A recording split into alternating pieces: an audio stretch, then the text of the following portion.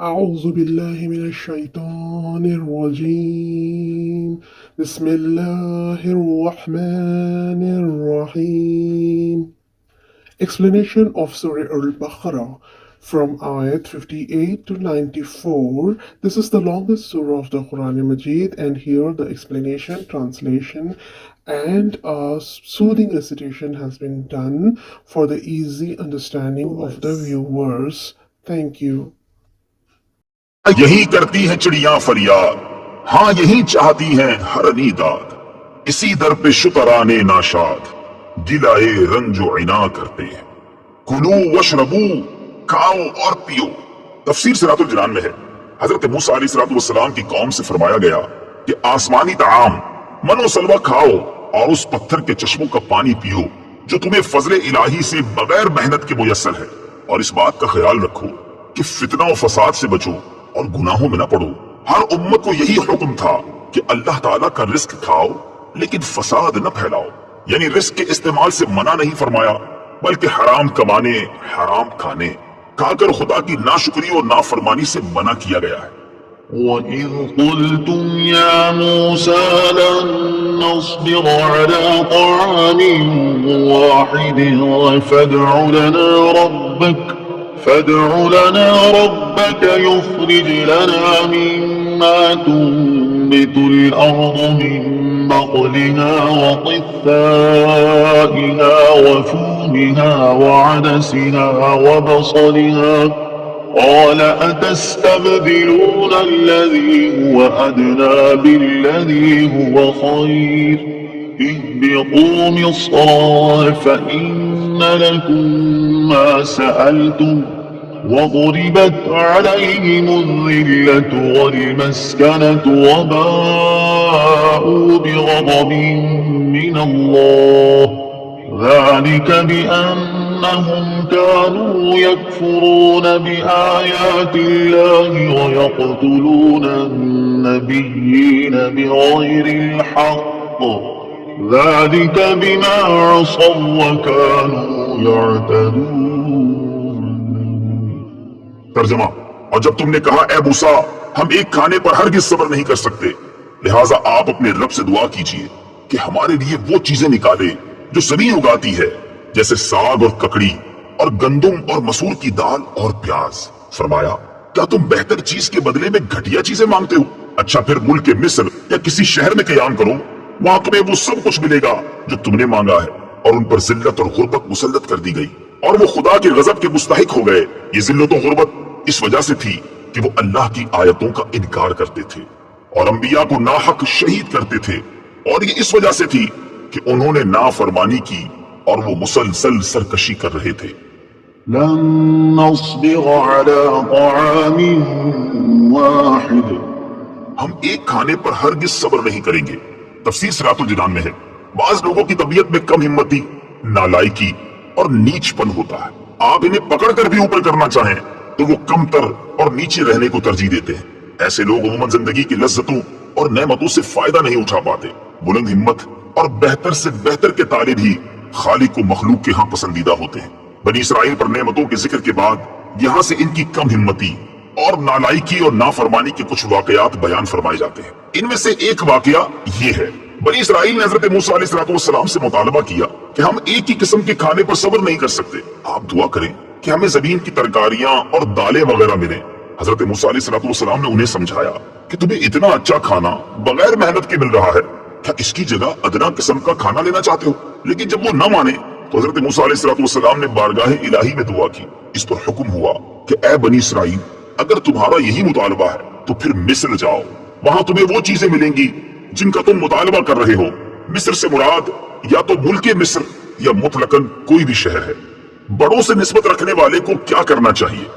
یہاں اس بات کا خیال رکھیں کہ ساگ، ککڑی وغیرہ جو چیزیں بنی اسرائیل نے مانگی ان کا مطالبہ گناہ نہ تھا۔ من و سلوہ جیسی نعمتیں بے محنت چھوڑ کر ان کی طرف مائل ہونا پست خیالی ہے۔ ہمیشہ ان لوگوں کا میلان طبع پستی ہی کی طرف رہا، اور حضرت موسیٰ اور حضرت ہارون علیہ السلام ایسے جلیل القدر بلند ہمت انبیاء کے بعد تو بنی اسرائیل کے نیچ پن اور کم حوصلگی کا پورا ظہور ہوا۔ जब बड़ों से निस्बत हो तो दिलो दिमाग और सोच भी बड़ी बनानी चाहिए, और मुसलमानों को तो बनी इसराइल से ज्यादा इस बात पर गौर करना चाहिए कि उनकी निस्बत सबसे बड़ी है। दुरिबत अलैहिमुज़्ज़िल्लतु वल मस्कनह, उन पर जिल्लत और गुर्बत मुसल्लत कर दी गई। तफसीर सिरातुल जिनान में है, यानी यहूदियों पर उनके घटिया किरदार की वजह से जिल्लत और गुर्बत मुसल्लत कर दी गई। उन पर गजब इलाही की सूरत यह हुई कि अंबिया अलैहिमुस्सलातु वस्सलाम और सुलहा की बदौलत जो रुतबे उन्हें हासिल हुए थे वो उनसे महरूम हो गए। इस गजब का बाइस सिर्फ यही नहीं था कि उन्होंने आसमानी ग़िज़ाओं के बदले जमीनी पैदावार की ख्वाहिश की, या हजरत मूसा अलैहिस्सलाम के जमाने में उसी तरह की और खताएं की, बल्कि अहद नबूवत से दूर होने और जमानाए दराज गुजरने से उनकी दीनी सलाहियतें बातिल हो गईं।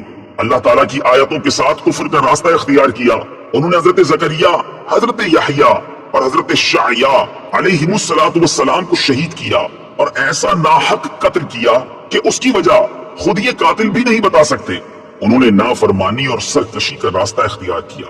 अलगर्ज उनके अजीम जराइम और कबीह तरीन अफआल की वजह से उन पर अल्लाह ताला की लानत हुई, उन पर जिल्लत और गुर्बत मुसल्लत की गई और वो गजब इलाही के मुस्तहिक हुए।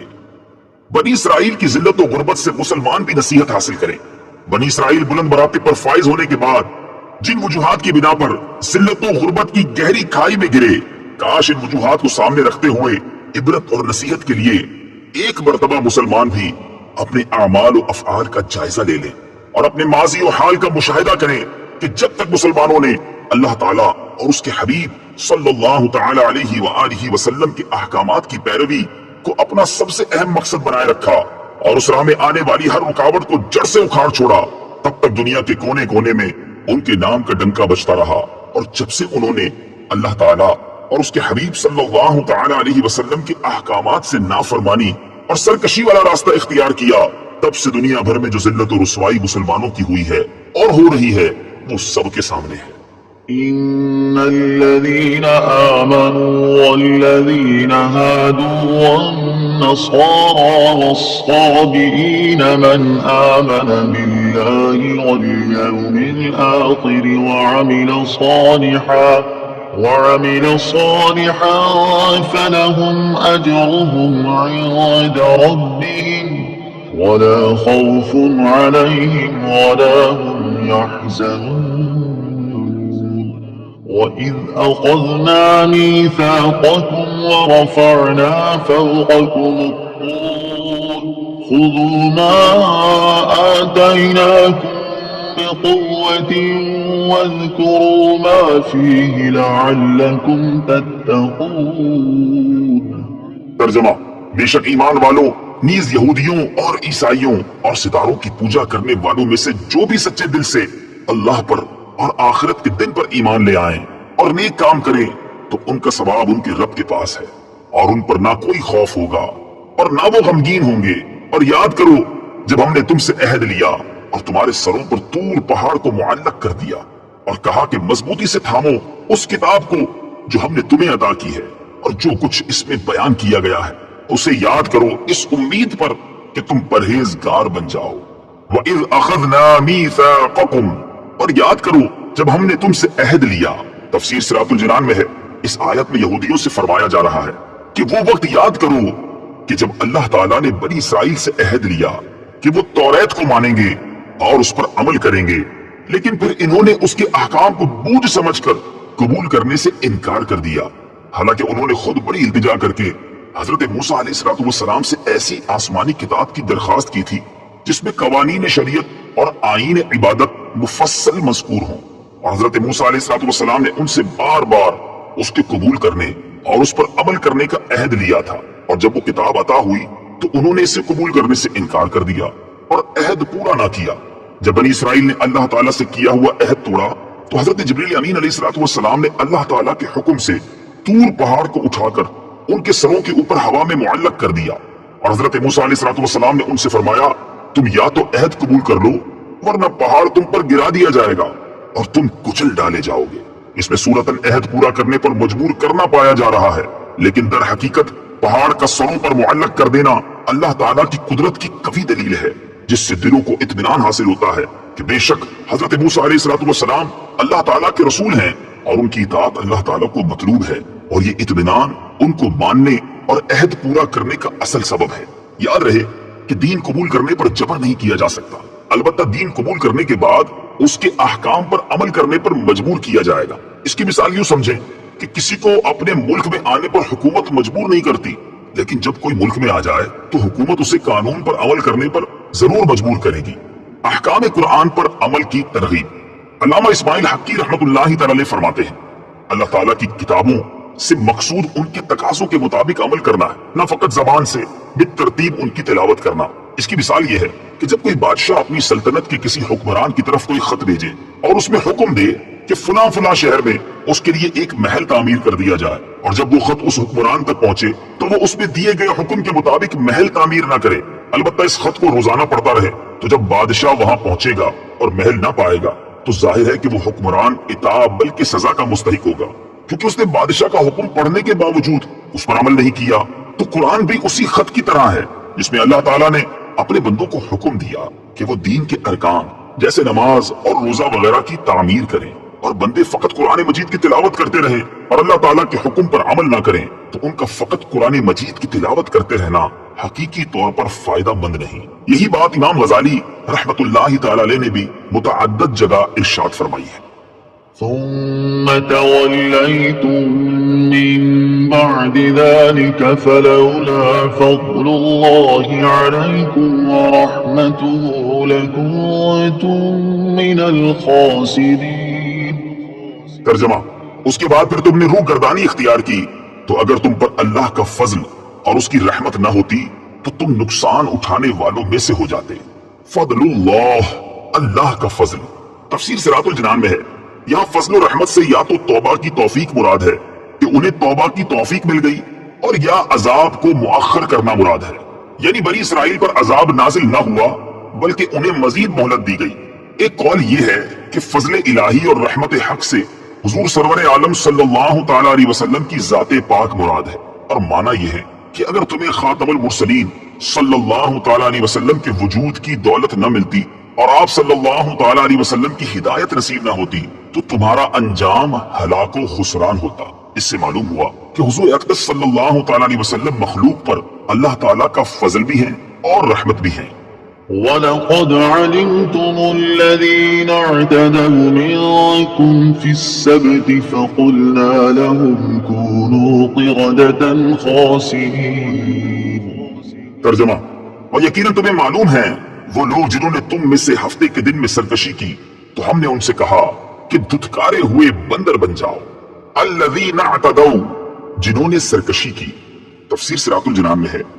شہر ایلا میں بنی اسرائیل آباد تھے، انہیں حکم تھا کہ ہفتے کا دن عبادت کے لیے خاص کر دیں اور اس روز شکار نہ کریں اور دنیاوی مشاغل ترک کر دیں۔ ان کے ایک گروہ نے یہ چال چلی کہ وہ جمعہ کے دن شام کے وقت دریا کے کنارے کنارے بہت سے گڑھے کھودتے اور ہفتے کے دن ان گڑھوں تک نالیاں بناتے جن کے ذریعے پانی کے ساتھ آ کر مچھلیاں گڑھوں میں قید ہو جاتی، اور اتوار کے دن انہیں نکالتے اور کہتے کہ ہم مچھلی کو پانی سے ہفتے کے دن تو نہیں نکالتے۔ یہ کہہ کر وہ اپنے دل کو تسلی دے لیتے۔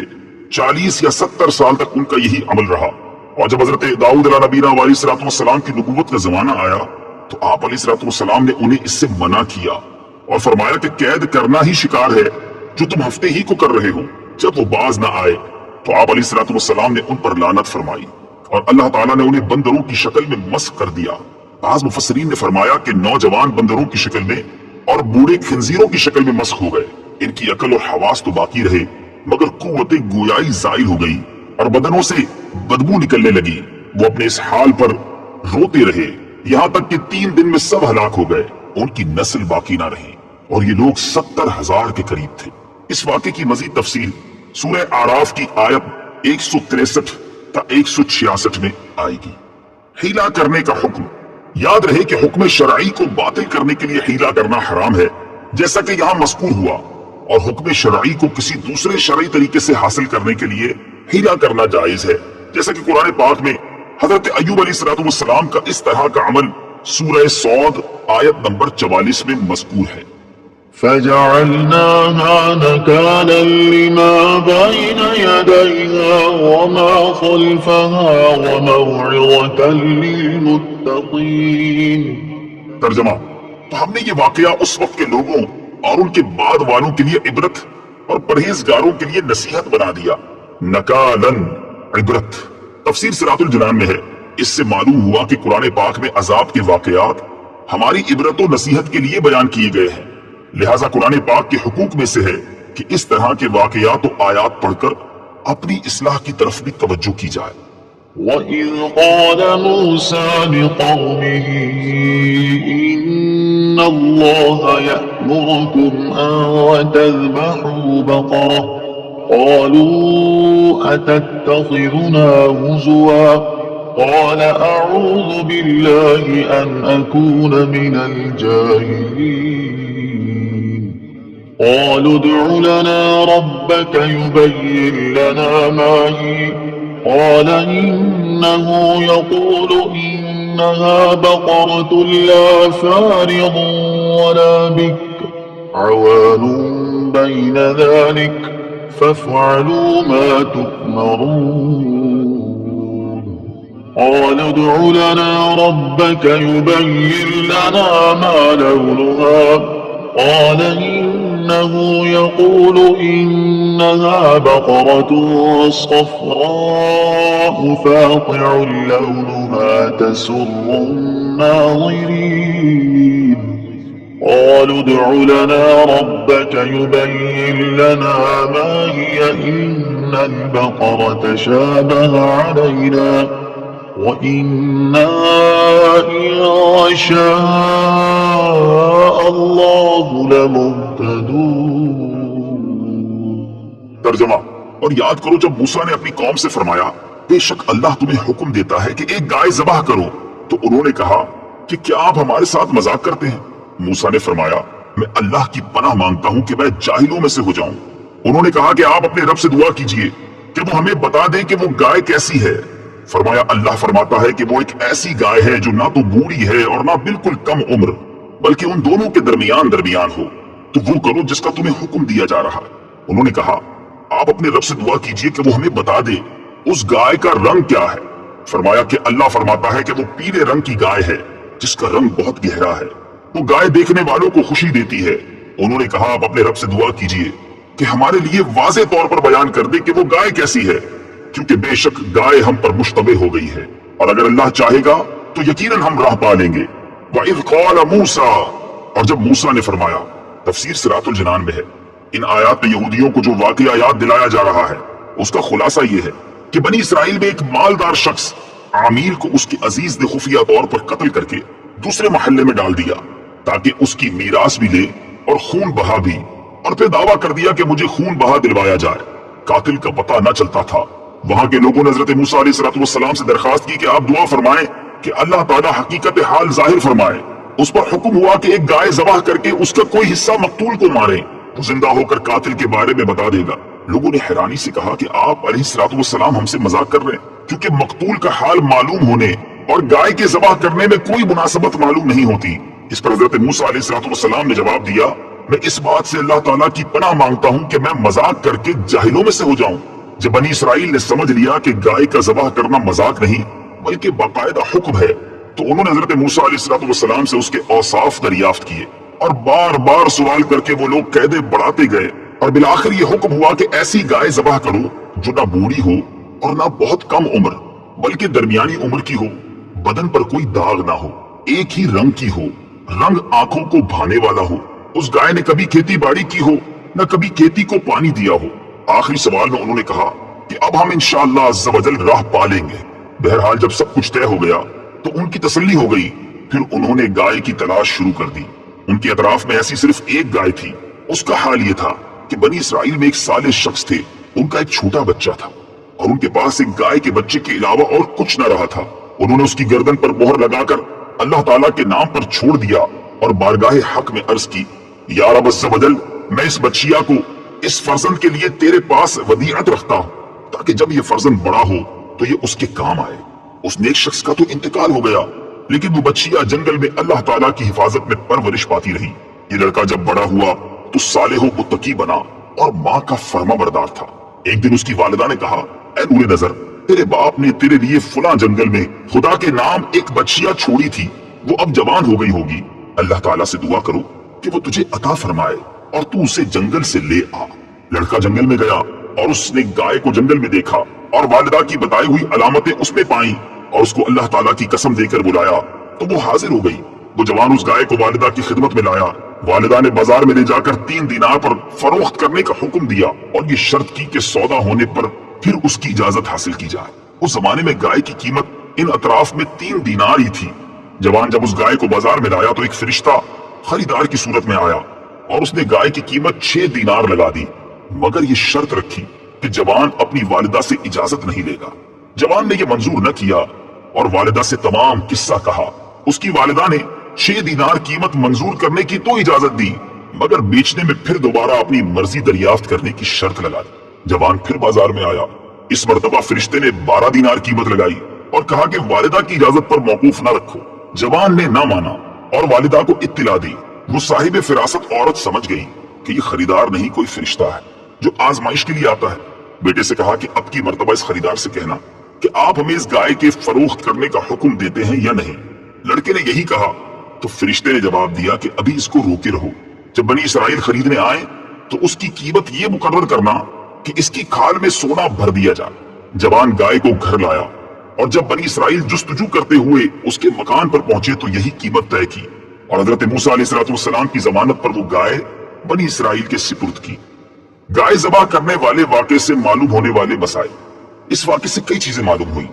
नंबर 1, नबी के फरमान पर बगैर हिचकिचाहट अमल करना चाहिए और अमल करने की बजाय अकली ढकोसले बनाना बेअदबों का काम है। नंबर 2, पैगंबर झूठ, दिल लगी और किसी का मजाक उड़ाना वगैरह ऐबों से पाक हैं। अलबत्ता खुशतबई एक महमूद सिफत है, ये इनमें पाई जा सकती है। नंबर 3, शरई अहकामात से मुतालिक बेजा बहस मुशक्कत का सबब है। हदीस शरीफ में है कि अगर बनी इसराइल बहस न निकालते तो जो गाय ज़िबह कर देते वही काफी हो जाती। नंबर 4, इंशाअल्लाह कहने की बहुत बरकत है।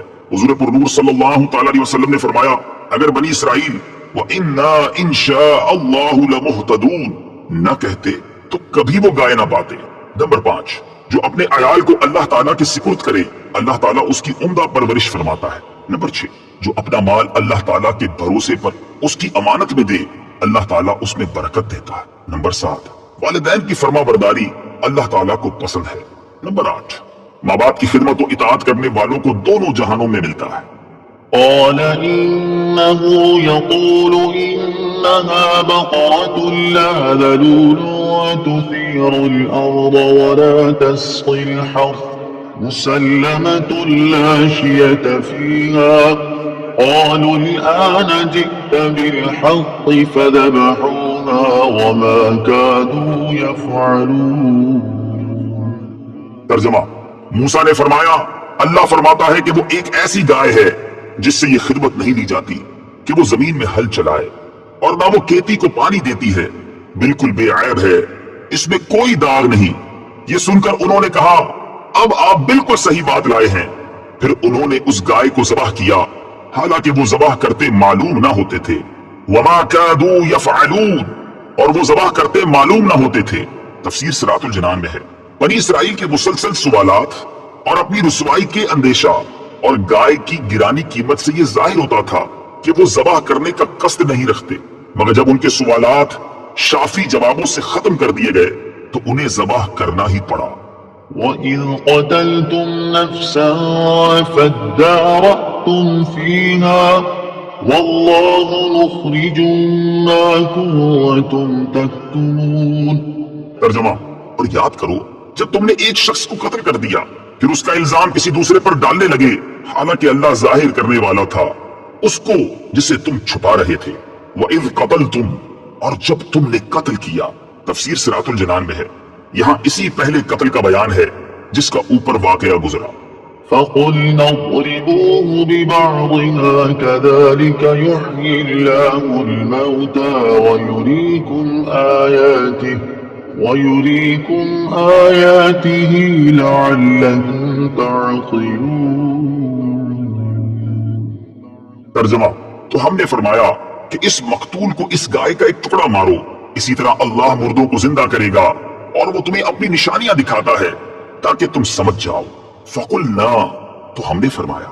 तफसीर सिरातुल जनान में है, बनी इसराइल ने गाय ज़बाह करके उसके किसी उज़्व से मुर्दे को मारा, वो बहुक्म इलाही जिंदा हो गया। उसके हलक से खून का फव्वारा जारी था। उसने अपने चचाजाद भाई के बारे में बताया कि उसने मुझे कत्ल किया।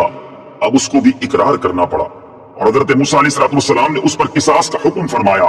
इस आयत मुबारका में अल्लाह ताला ने मुर्दे को जिंदा करने के इस वाक़े से क़यामत के दिन उठाए जाने पर दलील कायम की कि तुम समझ लो कि जैसे अल्लाह ताला ने इस मुर्दे को जिंदा किया, इसी तरह वो क़यामत के दिन भी मुर्दों को जिंदा फरमाएगा, क्योंकि वो मुर्दे जिंदा करने पर कादिर है और रोज़े जज़ा मुर्दों को जिंदा करना और हिसाब लेना हक है। ثم قست قلوبكم من بعد ذلك فهي كالحجارة أو أشد قسوة وإن من الحجارة لما يتفجر منه الأنهار وإن منها لما يشقق فيخرج منه الماء وإن منها لما يهبط من خشية الله وما الله بغافل عما تعملون۔ ترجمہ، پھر اس کے بعد تمہارے دل سخت ہو گئے تو وہ پتھروں کی طرح ہیں، بلکہ ان سے بھی زیادہ سخت ہیں، اور پتھروں میں تو کچھ وہ ہیں جن سے ندیاں بہ نکلتی ہیں، اور کچھ وہ ہیں کہ جب پھٹ جاتے ہیں تو ان سے پانی نکلتا ہے، اور کچھ وہ ہیں جو اللہ کے ڈر سے گر پڑتے ہیں، اور اللہ تمہارے اعمال سے ہرگز بے خبر نہیں۔ ثم قست قلوبکم، پھر تمہارے دل سخت ہو گئے۔ تفسیر صراط الجنان میں ہے، اس آیت کی ایک تفسیر یہ ہے کہ حضور پرنور صلی اللہ تعالی علیہ وآلہ وسلم کے زمانے میں موجود یہودیوں کو مخاطب کر کے فرمایا گیا کہ اپنے آباء و اجداد کے عبرت انگیز واقعات سننے کے بعد تمہارے دل حق بات کو قبول کرنے کے معاملے میں سخت ہو گئے، اور وہ شدت و سختی میں پتھروں کی طرح ہیں، بلکہ ان سے بھی زیادہ سخت ہیں، کیونکہ پتھر بھی اثر قبول کرتے ہیں کہ کچھ پتھروں سے ندیاں بہ نکلتی ہیں، اور کچھ ایسے ہیں کہ جب پھٹ جاتے ہیں تو ان سے پانی نکلتا ہے، اور کچھ وہ ہیں جو اللہ تعالیٰ کے ڈر سے اوپر سے نیچے گر پڑتے ہیں، جبکہ تمہارے دل اطاعت کے لیے جھکتے ہیں، نہ نرم ہوتے ہیں، نہ اللہ تعالیٰ سے ڈرتے ہیں، اور نہ ہی وہ کام کرتے ہیں جس کا انہیں حکم دیا جاتا ہے۔ اور یاد رکھو کہ اللہ تعالیٰ تمہارے اعمال سے ہرگز بے خبر نہیں، بلکہ وہ تمہیں ایک خاص مدت تک کے لیے مہلت دے رہا ہے۔ دوسری تفسیر یہ ہے کہ اس آیت میں بنی اسرائیل کے وہ لوگ مراد ہیں جو حضرت موسیٰ علیہ السلام کے زمانے میں موجود تھے۔ ان کے بارے میں فرمایا گیا کہ بڑی بڑی نشانیاں اور حضرت موسیٰ علیہ السلام کے معجزات دیکھ کر بھی انہوں نے عبرت حاصل نہ کی۔ ان کے دل پتھروں کی طرح ہو گئے، بلکہ ان سے بھی زیادہ سخت، کیونکہ پتھر بھی اثر قبول کرتے ہیں کہ ان میں کسی سے ندیاں بہ نکلتی ہیں۔ کوئی پتھر پھٹ جاتا ہے تو اس سے پانی بہتا ہے، اور کوئی خوف الہی سے گر جاتا ہے جیسے اللہ تعالیٰ کو منظور ہوتا ہے۔ لیکن انسان جسے بے پناہ ادراک و شعور دیا گیا ہے، حواس قوی ہیں، عقل کامل ہے، دلائل ظاہر ہیں، عبرت و نصیحت کے مواقع موجود ہیں، لیکن پھر بھی اللہ تعالیٰ کی اطاعت و بندگی کی طرف نہیں آتا۔ دل کی سختی کا انجام، اس سے معلوم ہوا کہ دل کی سختی بہت خطرناک ہے۔ اللہ تعالیٰ ارشاد فرماتا ہے، أفمن شرح الله صدره للإسلام فهو على نور من ربه فويل للقاسية قلوبهم من ذكر الله أولئك في ضلال مبين۔ ترجمہ، تو کیا وہ جس کا سینہ اللہ نے اسلام کے لیے کھول دیا تو وہ اپنے رب کی طرف سے نور پر ہے، اس جیسا ہو جائے گا جو سنگ دل ہے؟ تو خرابی ہے ان کے لیے جن کے دل اللہ کے ذکر کی طرف سے سخت ہو گئے ہیں، وہ کھلی گمراہی میں ہیں۔ حضرت عبداللہ بن عمر رضی اللہ تعالیٰ عنہما سے روایت ہے، حضور اقدس صلی اللہ تعالیٰ علیہ وسلم نے ارشاد فرمایا، اللہ تعالیٰ کے ذکر کے علاوہ زیادہ کلام نہ کیا کرو، کیونکہ اللہ تعالیٰ کے ذکر کے علاوہ کلام کی کثرت دل کو سخت کر دیتی ہے، اور لوگوں میں اللہ تعالیٰ سے سب سے زیادہ دور وہ شخص ہوتا ہے جس کا دل سخت ہو۔ دل کی سختی سے متعلق مزید کلام سورہ حدید کی آیت نمبر 16-17 کے تحت ملاحظہ فرمائیں۔ أفتطمعون أن يؤمنوا لكم وقد كان فريق منهم يسمعون كلام الله ثم يحرفونه من بعد ما عقلوه وهم يعلمون۔ ترجمہ، تو اے مسلمانوں، کیا تم یہ امید رکھتے ہو کہ یہ تمہاری وجہ سے ایمان لے آئیں گے؟ حالانکہ ان میں ایک گروہ وہ تھا کہ وہ اللہ کا کلام سنتے تھے اور پھر اسے سمجھ لینے کے بعد جان بوجھ کر بدل دیتے تھے۔ افتطمعون، کیا تمہیں یہ امید ہے؟ تفسیر صراط الجنان میں ہے انصار صحابہ کرام رضی اللہ تعالی عنہم کو اس بات کی بہت حرص تھی کہ یہودی اسلام قبول کر لیں، کیونکہ وہ یہودیوں کے حلیف تھے اور ان کے پڑوسی بھی تھے۔ اس پر اللہ تعالیٰ نے ارشاد فرمایا کہ اے مسلمانوں، کیا تم یہ امید رکھتے ہو کہ یہ یہودی تمہارا یقین کریں گے یا تمہاری تبلیغ کی وجہ سے ایمان لے آئیں گے؟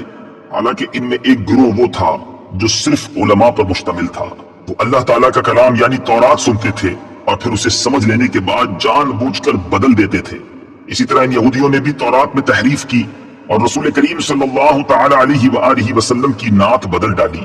تو ایسے لوگ کہاں ایمان لائیں گے؟ لہٰذا تم ان کے ایمان کی امید نہ رکھو۔ عالم کا بگڑنا زیادہ تباہ کن ہے۔ اس سے معلوم ہوا کہ عالم کا بگڑنا عوام کے بگڑنے سے زیادہ تباہ کن ہے، کیونکہ عوام علماء کو اپنا ہادی اور رہنما سمجھتے ہیں۔ وہ علماء کے اقوال پر عمل کرتے اور ان کے افعال کو دلیل بناتے ہیں، اور جب علماء ہی کے عقائد و اعمال میں بگاڑ پیدا ہو جائے تو عوام راہ ہدایت پر کس طرح چل سکتی ہے؟ اور کئی جگہ پر شاید یہ عالم کہلانے والوں کی بدعملی کا نتیجہ ہے کہ آج لوگ دیندار طبقے سے متنفر ہو رہے ہیں اور ان کے خلاف اپنی زبان تان دراز کر رہے ہیں۔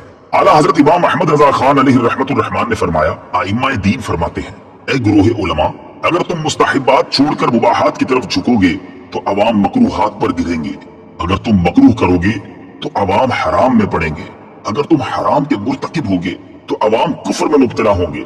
یہ ارشاد نقل کرنے کے بعد فرمایا، بھائیو، للہ اپنے اوپر رحم کرو، اپنے اوپر رحم نہ کرو تو امت مصطفیٰ صلی اللہ تعالی علیہ وسلم پر رحم کرو، چرواہے کہلاتے ہو، بھیڑیے نہ بنو۔ وَإِذَا لَقُوا الَّذِينَ آمَنُوا قَالُوا آمَنَّا وَإِذَا خَلَا بَعْضُهُمْ إِلَى بَعْضٍ قَالُوا أَتُحَدِّثُونَهُم بِمَا فَتَحَ اللَّهُ عَلَيْكُمْ لِيُحَاجُّوكُم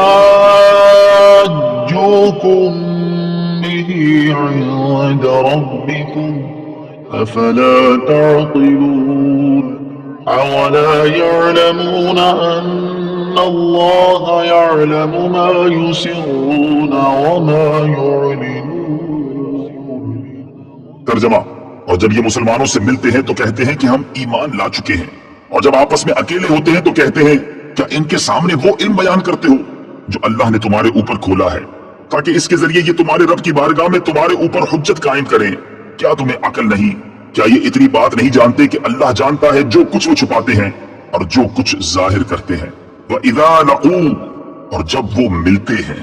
تفسیر صراط الجنان میں ہے حضرت عبداللہ ابن عباس رضی اللہ تعالی عنہما فرماتے ہیں، یہودی منافق جب صحابہ اکرام علیہم رضوان سے ملتے تو ان سے کہتے کہ جس پر تم ایمان لائے اس پر ہم بھی ایمان لائے، تم حق پر ہو اور تمہارے آقا محمد مصطفیٰ صلی اللہ تعالی علیہ وسلم سچے ہیں، ان کا قول حق ہے، ہم ان کی نعت و صفت اپنی کتاب توریت میں پاتے ہیں۔ جب یہ اپنے سرداروں کے پاس جاتے تو وہ ان منافقوں کو ملامت کرتے ہوئے کہتے، کیا تم مسلمانوں کے سامنے ان کے آقا محمد مصطفیٰ صلی اللہ تعالی علیہ وسلم کے بارے میں وہ باتیں بیان کرتے ہو جو اللہ تعالیٰ نے تمہاری کتاب میں بیان فرمائی ہیں، تاکہ وہ اس کے ذریعے دنیا و آخرت میں تمہارے اوپر حجت قائم کر دیں کہ جب ہمارے آقا محمد مصطفیٰ صلی اللہ تعالی علیہ وآلہ وسلم کا نبی برحق ہونا تمہاری کتابوں میں موجود ہے تو تم نے ان کی پیروی کیوں نہ کی؟ کیا تمہیں عقل نہیں کہ تمہیں یہ کام نہیں کرنا چاہیے؟ اس سے معلوم ہوا کہ حق پوشی اور سرکار دو عالم صلی اللہ تعالی علیہ وآلہ وسلم کے اوصاف کو چھپانا اور ان کے کمالات کا انکار کرنا یہودیوں کا طریقہ ہے۔ وَمِنْهُمْ أُمِّيُّونَ لَا يَعْلَمُونَ الْكِتَابَ إِلَّا أَمَانِيَّ وَإِنْهُمْ إِلَّا يَظُنُّونَ۔ ترجمہ، اور ان میں کچھ ان پڑھ ہیں جو کتاب کو نہیں جانتے مگر زبانی پڑھ لینا، یہ کچھ اپنی من گھڑت اور یہ صرف خیال و گمان میں پڑے ہوئے ہیں۔ امیون، ان پڑھ۔ تفسیر صراط الجنان میں ہے، یہاں سے یہودیوں کے دوسرے گروہ کا تذکرہ ہے۔ فرمایا گیا کہ اب یہودیوں کے دوسرے گروہ کی سنیے کہ ان میں کچھ ان پڑھ ہیں جو کتاب یعنی تورات کو خود تو نہیں جانتے بلکہ اپنے مفاد پرست سرداروں کے بیانات پر ہی الٹے سیدھے خیال و گمان میں پڑے ہوئے ہیں کہ ان کی تو بخشش ہو ہی جائے گی، یہ انہی من گھڑت خیالات میں خوش ہیں۔ فَوَيْلٌ لِّلَّذِينَ يَكْتُبُونَ الْكِتَابَ بِأَيْدِيهِمْ ثُمَّ يقولون هذا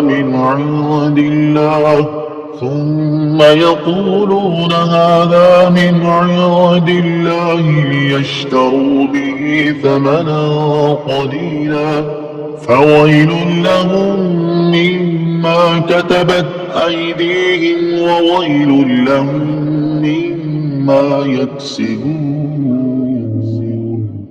ترجمہ: تو بربادی ہے ان لوگوں کے لیے جو اپنے ہاتھوں سے کتاب لکھتے ہیں پھر کہتے ہیں یہ خدا کی طرف سے ہے کہ اس کے بدلے میں تھوڑی سی قیمت حاصل کر لیں، تو ان لوگوں کے لیے ان کے ہاتھوں کے لکھے ہوئے کی وجہ سے ہلاکت ہے اور ان کے لیے ان کی کمائی کی وجہ سے تباہی اور بربادی ہے.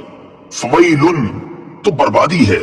تفسیر صراط الجنان میں ہے جب سرکار دو جہاں صلی اللہ تعالی علیہ وآلہ وسلم مدینہ طیبہ تشریف فرما ہوئے تو علماء توریت اور سرداران یہود کو کبھی اندیشہ ہو گیا کہ ان کی روزی جاتی رہے گی اور سرداری مٹ جائے گی، کیونکہ توریت میں حضور پرنور صلی اللہ تعالی علیہ وآلہ وسلم کا حلیہ اور اوصاف مذکور ہیں. جب لوگ حضور اقدس صلی اللہ تعالی علیہ وآلہ وسلم کو اس کے مطابق پائیں گے تو فوراً ایمان لے آئیں گے اور اپنے علماء اور سرداروں کو چھوڑ دیں گے. اس اندیشے سے انہوں نے توریت میں تحریف و تغییر کر ڈالی اور حلیہ شریف بدل دیا. مثلا توریت میں آپ علیہ الصلوۃ والسلام کے اوصاف یہ لکھے تھے کہ آپ علیہ الصلوۃ والسلام خوبصورت ہیں، بال خوبصورت، آنکھیں سرمگی، قد درمیانہ ہے. اس کو مٹا کر انہوں نے یہ بتایا کہ وہ بہت دراز قد ہیں، آنکھیں کنجی نیلی، بال الجھے ہوئے ہیں. یہی عوام کو سناتے، یہی کتاب الہی کا مضمون بتاتے اور سمجھتے کہ لوگ حضور اقدس صلی اللہ تعالی علیہ وآلہ وسلم کو اس کے خلاف پائیں گے تو آپ صلی اللہ تعالی علیہ وآلہ وسلم پر ایمان نہ لائیں گے بلکہ ہمارے گرویدہ رہیں گے اور ہماری کمائی میں فرق نہ آئے گا. اس پر فرمایا گیا کہ بربادی ہے ان لوگوں کے لیے جو اپنے ہاتھوں سے تورات میں من گھڑت باتیں لکھتے ہیں اور پھر کہتے ہیں کہ یہ بھی خدا عز و جل کی طرف سے ہے اور یہ اللہ تعالیٰ کی کتاب میں تحریف صرف اس لیے کرتے ہیں کہ اس کے بدلے میں تھوڑی سی قیمت حاصل کر لیں. تو ان لوگوں کے لیے ان کے ہاتھوں کے لکھے ہوئے کی وجہ سے اور ان کی کمائی کی وجہ سے تباہی و بربادی ہے. وقالوا لا تمسنا النار إلا أياما معدودة قل أتخذتم عند الله عهدا فلن يخلف الله عهده أم تقولون على الله ما لا تعلمون. ترجمہ: اور بولے ہمیں تو آگ ہرگز نہ چھوئے گی مگر گنتی کے چند دن. اے حبیب تم فرما دو کیا تم نے خدا سے کوئی وعدہ لیا ہوا ہے؟ اگر ایسا ہے پھر تو اللہ عز و جل ہرگز وعدہ خلافی نہیں کرے گا بلکہ تم اللہ پر وہ بات کہہ رہے ہو جس کا تمہیں علم نہیں. لن تمسنا النار، ہمیں تو ہرگز آگ نہ چھوئے گی. تفسیر صراط الجنان میں ہے حضرت عبداللہ ابن عباس رضی اللہ تعالی عنہما سے مروی ہے کہ یہودی کہتے تھے کہ وہ دوزخ میں ہرگز داخل نہ ہوں گے مگر صرف اتنی مدت کے لیے جتنے عرصے ان کے آباء و اجداد نے بچڑے کو پوجا تھا. اس کے بعد وہ عذاب سے چھوٹ جائیں گے اور وہ مدت 40 دن ہے. بعض یہودیوں کے نزدیک 7 دن ہے. اس پر یہ آیت کریمہ نازل ہوئی. چنانچہ اس آیت اور اس کے بعد والی آیت میں فرمایا گیا کہ اے حبیب صلی اللہ تعالی علیہ وآلہ وسلم تم ان سے فرما دو کہ کیا تم نے اللہ تعالیٰ سے کوئی وعدہ لیا ہوا ہے کہ وہ تمہیں چند دن کے لیے ہی جہنم میں ڈالے گا؟ اگر ایسا کوئی عہد ہے پھر تو اللہ تعالیٰ ہرگز وعدہ خلافی نہیں کرے گا، لیکن ایسا کچھ ہے نہیں بلکہ حقیقت یہ ہے کہ تم اللہ تعالیٰ پر جھوٹ باندھ رہے ہو. اور اللہ تعالیٰ تم سے ایسا وعدہ کیوں کرے گا کہ تم جہنم میں زیادہ عرصے کے لیے نہیں رہو گے، حالانکہ اللہ تعالیٰ کا قانون یہ ہے کہ جس نے گناہ کا ارتکاب کیا اور اس کے گناہ نے اسے ہر طرح سے گھیر لیا یعنی وہ کفر میں جا پڑا تو وہ جہنم میں جائے گا اور ہمیشہ ہمیشہ وہاں رہے گا. بلى من كسب سيئة وأحاطت به خطيئته فأولئك أصحاب النار هم فيها خالدون. والذين آمنوا وعملوا الصالحات أولئك أصحاب الجنة هم فيها خالدون. ترجمہ: کیوں نہیں جس نے گناہ کمایا اور اس کی خطا نے اس کا گھیراؤ کر لیا تو وہی لوگ جہنمی ہیں، وہ ہمیشہ اس میں رہیں گے، اور جو ایمان لائے اور اچھے کام کیے وہ جنت والے ہیں، انہیں ہمیشہ اس میں رہنا. بلا من کسب سیئۃ وأحاطت به خطیئتہ، کیوں نہیں جس نے گناہ کمایا اور اس کی خطا نے اس کا گھیراؤ کر لیا.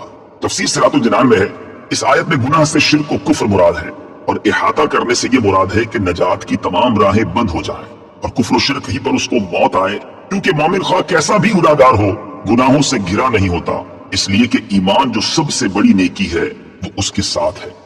وَإِذْ أَخَذْنَا مِيثَاقَ بَنِي إِسْرَائِيلَ لَا تَعْبُدُونَ إِلَّا اللَّهَ وَبِالْوَالِدَيْنِ إِحْسَانًا وَذِي الْقُرْبَى وَالْيَتَامَى وَالْمَسَاكِينِ وَقُولُوا لِلنَّاسِ حُسْنًا وَأَقِيمُوا الصَّلَاةَ وَآتُوا الزَّكَاةَ ثم توليتم إلا قليلا منكم وأنتم معرضون۔ ترجمہ: اور یاد کرو جب ہم نے بنی اسرائیل سے عہد لیا کہ اللہ کے سوا کسی کی عبادت نہ کرو، اور ماں باپ کے ساتھ بھلائی کرو، اور رشتہ داروں، یتیموں اور مسکینوں کے ساتھ اچھا سلوک کرو، اور لوگوں سے اچھی بات کہو، اور نماز قائم رکھو اور زکوٰۃ دو، لیکن پھر تم میں سے چند آدمیوں کے علاوہ سب پھر گئے اور تم ویسے ہی اللہ کے احکام سے منہ موڑنے والے ہو۔ وَإِذْ أَخَذْنَا مِيثَاقَ بَنِي إِسْرَائِيلَ، اور یاد کرو جب ہم نے بنی اسرائیل سے عہد لیا۔ تفسیر صراط الجنان میں ہے، یعنی اے یہودیوں وہ وقت یاد کرو جب ہم نے بنی اسرائیل سے تورات میں یہ عہد لیا کہ تم اللہ تعالیٰ کے سوا کسی کی عبادت نہ کرو، کیونکہ اس کے علاوہ اور کوئی عبادت کا مستحق نہیں، اور اپنے ماں باپ کے ساتھ بھلائی کرو، اور رشتہ داروں، یتیموں اور مسکینوں کے ساتھ اچھا سلوک کرو، اور لوگوں سے اچھی بات کہو، اور نماز قائم رکھو اور زکوٰۃ دو۔ لیکن اسے قبول کرنے کے بعد ان میں سے چند آدمیوں کے علاوہ سب اس عہد سے پھر گئے، اور تم بھی اپنے آباء و اجداد کی طرح اللہ تعالیٰ کے احکام سے منہ موڑنے والے ہو۔ اس سے معلوم ہوا کہ بنی اسرائیل کی عادت ہی اللہ تعالیٰ کے احکام سے اعراض کرنا اور اس کے عہد سے پھر جانا ہے۔ وَبِالْوَالِدَيْنِ إِحْسَانًا، اور والدین کے ساتھ بھلائی کرو۔ تفسیر صراط الجنان میں ہے، اللہ تعالیٰ نے اپنی عبادت کا حکم فرمانے کے بعد والدین کے ساتھ بھلائی کرنے کا حکم دیا۔ اس سے معلوم ہوتا ہے کہ والدین کی خدمت بہت ضروری ہے۔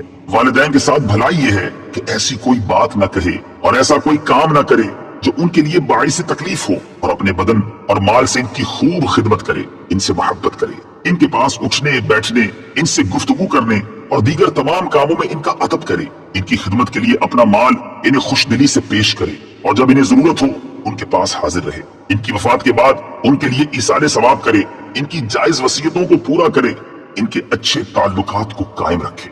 والدین کے ساتھ بھلائی کرنے میں یہ بھی داخل ہے کہ اگر وہ گناہوں کے عادی ہوں یا کسی بد مذہبی میں گرفتار ہوں تو ان کو نرمی کے ساتھ اصلاح و تقویٰ اور صحیح عقائد کی طرف لانے کی کوشش کرتا رہے۔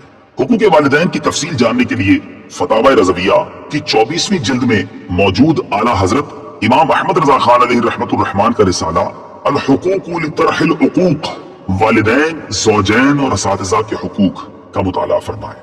وذی القربى، اور رشتہ داروں سے۔ تفسیر صراط الجنان میں ہے، حقوق العباد میں سب سے مقدم ماں باپ کا حق ہے، پھر دوسرے رشتہ داروں کا، اور پھر غیروں کا۔ غیروں میں بے کس یتیم سب سے مقدم ہے، پھر دوسرے مساکین۔ اسلام میں حقوق العباد کی اہمیت۔ اس آیت میں والدین اور دیگر لوگوں کے حقوق بیان کرنے سے یہ بھی معلوم ہوا کہ دین اسلام میں حقوق العباد کی بہت زیادہ اہمیت ہے، بلکہ احادیث میں یہاں تک ہے کہ حقوق اللہ پورا کرنے کے باوجود بہت سے لوگ حقوق العباد میں کمی کی وجہ سے جہنم کے مستحق ہوں گے، جیسا کہ صحیح مسلم میں ہے۔ حضرت ابو ہریرہ رضی اللہ تعالی عنہ سے روایت ہے، حضور اقدس صلی اللہ تعالی علیہ وآلہ وسلم نے ارشاد فرمایا، کیا تم جانتے ہو کہ مفلس کون ہے؟ صحابہ کرام علیہ رضوان نے عرض کی، ہم میں مفلس وہ ہے جس کے پاس درہم اور ساز و سامان نہ ہو۔ آپ صلی اللہ تعالی علیہ وآلہ وسلم نے ارشاد فرمایا، میری امت میں مفلس وہ ہے جو قیامت کے دن نماز، روزہ اور زکوٰۃ وغیرہ اعمال لے کر آئے، اور اس کا حال یہ ہو کہ اس نے دنیا میں کسی کو گالی دی تھی، کسی پر تہمت لگائی تھی، کسی کا مال کھایا تھا، کسی کا خون بہایا تھا، اور کسی کو مارا تھا، تو ان میں سے ہر ایک کو اس کی نیکیاں دے دی جائیں گی، اور ان کے حقوق پورے ہونے سے پہلے اگر اس کی نیکیاں اس کے پاس سے ختم ہو گئی تو ان کے گناہ اس پر ڈال دیے جائیں گے، پھر اسے جہنم میں ڈال دیا جائے گا۔ وَقُولُوا لِلنَّاسِ حُسْنًا، اور لوگوں سے اچھی بات کہو۔ تفسیر صراط الجنان میں ہے، اچھی بات سے مراد نیکی کی دعوت اور برائیوں سے روکنا ہے۔ نیکی کی دعوت میں اس کے تمام طریقے داخل ہیں، جیسے بیان کرنا، درس دینا، واعظ و نصیحت کرنا وغیرہ۔ نیز اچھی بات کہنے میں اللہ تعالیٰ کی عظمت، حضور پرنور صلی اللہ تعالی علیہ وآلہ وسلم کی شان، اولیاء کرام رحمہم اللہ کے مقام و مرتبے کا بیان، اور نیکیوں اور برائیوں کے متعلق سمجھانا سب شامل ہیں۔ الا قلیلا منکم، مگر تم میں سے تھوڑے۔ تفسیر سورۃ الجنان میں ہے بنی اسرائیل کی اکثریت اللہ تعالیٰ سے عہد و پیما کرنے کے بعد اپنے عہد سے پھر گئی اور گناہوں کے راستے پر چل پڑی۔ البتہ کچھ لوگ صحیح راستے پر ثابت قدم رہے اور اسی گروہ والے ہمارے حضور صلی اللہ تعالیٰ علیہ وآلہ وسلم کا زمانہ پا کر ایمان لے آئے۔ بنی اسرائیل کی بد عہدی کو سامنے رکھ کر مسلمان بھی اپنی حالت پر غور کریں۔ اس آیت میں بنی اسرائیل کی جو حالت بیان کی گئی، افسوس کہ فی زمانہ مسلمانوں کی حالت بھی اس سے کچھ مختلف نہیں۔ کاش کہ ہم بھی غور کریں کہ مسلمان ہونے کی حیثیت سے کلمہ پڑھ کر ہم نے نماز، روزہ، زکوٰۃ، حج، اطاعت الہی، اطاعت رسول صلی اللہ تعالی علیہ وآلہ وسلم، حقوق اللہ اور حقوق العباد کی ادائیگی کی پابندی کا جو عہد اللہ تعالیٰ کے ساتھ کیا ہوا ہے، کیا ہم بھی اسے پورا کرتے ہیں یا نہیں؟ وَإِذْ أَخَذْنَا مِيثَاقَكُمْ لَا تَسْفِكُونَ دِمَاءَكُمْ وَلَا تُخْرِجُونَ أَنفُسَكُمْ مِنْ دِيَارِكُمْ ثُمَّ أَقْرَرْتُمْ وَأَنْتُمْ تَشْهَدُونَ۔ ترجمہ: اور یاد کرو جب ہم نے تم سے عہد لیا کہ آپس میں کسی کا خون نہ بہانا اور اپنے لوگوں کو اپنی بستیوں سے نہ نکالنا، پھر تم نے اقرار بھی کر لیا اور تم خود اس کے گواہ ہو۔ وَإِذْ أَخَذْنَا مِيثَاقَكُمْ، اور یاد کرو جب ہم نے تم سے عہد لیا، یعنی اے یہودیوں وہ وقت یاد کرو جب ہم نے تمہارے آباء و اجداد سے تورات میں یہ عہد لیا کہ تم آپس میں کسی کا خون نہ بہانا اور اپنے لوگوں کو اپنی بستیوں سے نہ نکالنا۔ پھر انہوں نے اس عہد کا اقرار کر لیا اور تم خود بھی اپنے آباء و اجداد کے اس اقرار کے گواہ ہو۔ ثم أنتم هؤلاء تقتلون أنفسكم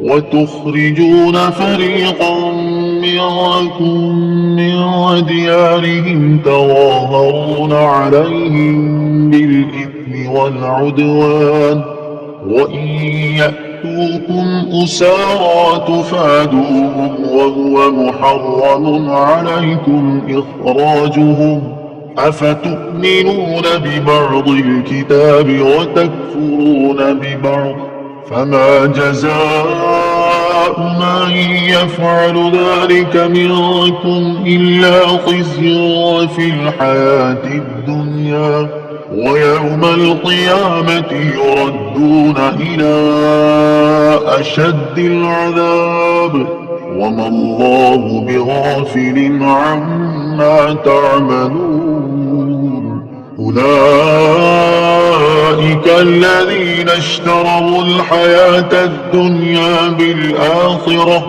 فلا يخفف عنهم العذاب ولا هم ينصرون۔ ترجمہ: پھر یہ تم ہی ہو جو اپنے لوگوں کو قتل بھی کرنے لگے اور اپنے میں سے ایک گروہ کو ان کے وطن سے بھی نکالنے لگے۔ تم ان کے خلاف گناہ اور زیادتی کے کاموں میں مدد بھی کرتے ہو، اور اگر وہی قیدی ہو کر تمہارے پاس آئے تو معاوضہ دے کر انہیں چھڑا لیتے ہو، حالانکہ تمہارے اوپر تو ان کا نکالنا ہی حرام ہے۔ تو کیا تم اللہ کے بعض احکامات کو مانتے ہو اور بعض سے انکار کرتے ہو؟ تو جو تم میں ایسا کرے اس کا بدلہ دنیاوی زندگی میں ذلت و رسوائی کے سوا اور کیا ہے، اور قیامت کے دن انہیں شدید ترین عذاب کی طرف لوٹایا جائے گا، اور اللہ تمہارے اعمال سے بے خبر نہیں۔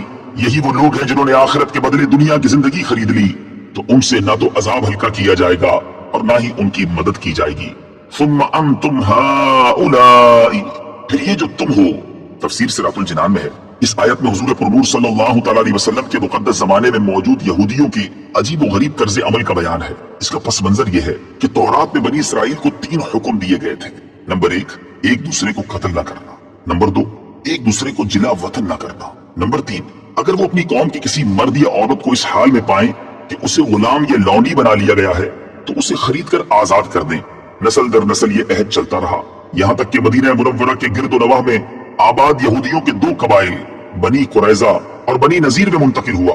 اس وقت مدینہ شریف میں مشرکوں کے 2 قبیلے اوس اور خزرج رہتے تھے۔